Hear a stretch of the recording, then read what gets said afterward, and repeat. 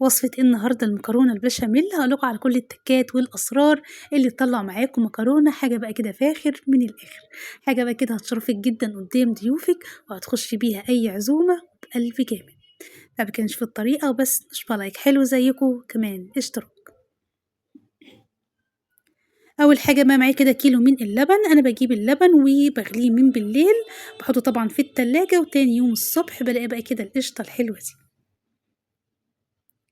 أحطها بس كده في طبق عندي، وكمان كان عندي بقى كده معلقة من القشطة في الفريزر، أحطها برضه على كمية القشطة اللي معايا، وهاسيب بقى كده القشطة على جنب، وتعالوا بقى كده نجهز اللبن للبشاميل. طبعًا كيلو اللبن بيبقى حوالي كده 4 كوبايات من اللبن بمُج الشاي العادي، هازوّد عليه 3 كوبايات من المَيّة، هازوّد كمان مرقة، وكمان معلقة كبيرة من الملح، ونُص معلقة صغيرة من الفلفل الأسمر. بعد كده هاجهّز 7 معالق من الدقيق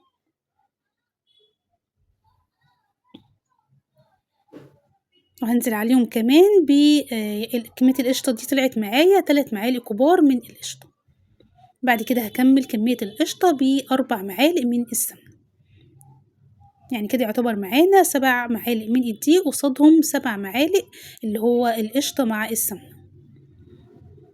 اقلبهم كويس جدًا بقى كده على النار حوالي كده 3 دقايق، وبعد كده هانزل بكمية اللبن اللي معايا على مرتين، وطبعًا أهدّي النار، بانزل بكمية اللبن على مرتين بحيث بس إن أنا أفُك الدقيق مع السمنة، بحيث بس البشاميل ما يكلكعش معايا.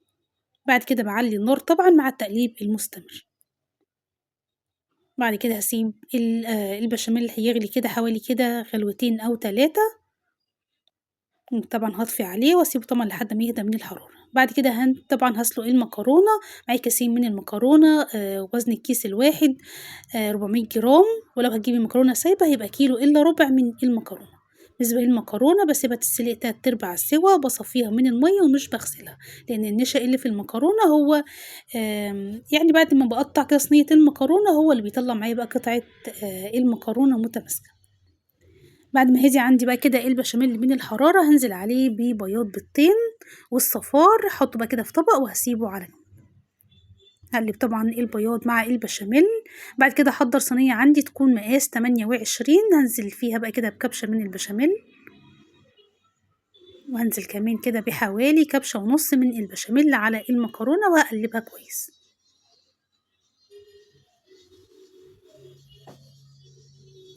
بعد كده هانزل بأول طبقة من المكرونة وهاساويها، أهم حاجة بس إني ما اضغطش على المكرونة، يعني ما اضغطش يعني باضغط ضغطة خفيفة جدًا بس عشان أساوي المكرونة، إنما ما باضغطش جامد بحيث بس المكرونة ما تتطبقش معايا.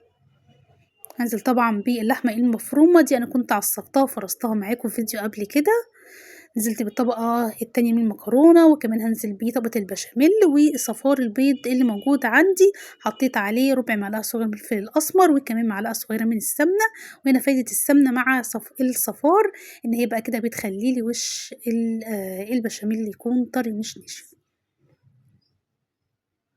بعد كده هادخّل الصينية عندي على فرن يكون حامي مسبقًا على الشبكة في النُص، باسيبها في الفرن 20 دقيقة، وبعد كده باقفل الفرن وبافتح الشواية على العالي لمدة كده 5 دقايق بس، وأنا فاتحة الشواية بافضل فاتحة باب الفرن باقلّب كده الصينية يمين وشمال بحيث بس تاخد لون موحّد. وهنا بقى عندنا أحلى مكرونة بطعم لذيذ جدًا، أتمنى فيديو النهارده يكون عجبكم، ولو عجبكم الفيديو مش لايك حلو زيكم، وكمان اشتراك واعملوا مشاركة عشان الكل يستفاد، باحبكم في الله، السلام عليكم ورحمة الله.